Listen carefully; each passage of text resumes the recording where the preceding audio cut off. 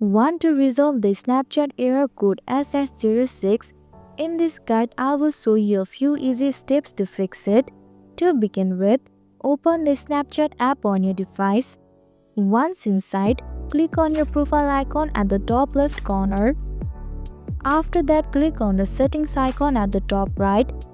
Then scroll down to the account action section and select clear cache.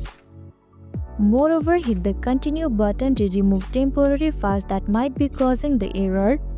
After that, check for the updates. To do this, open the Play Store app and click on the search bar and search for Snapchat.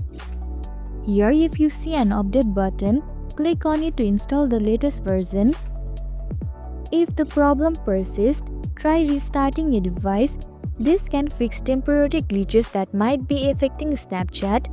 By following this step, you should be able to fix the Snapchat error and use your app without any interruption. And that's all. If you found this guide helpful, don't forget to subscribe to our channel for more informative videos.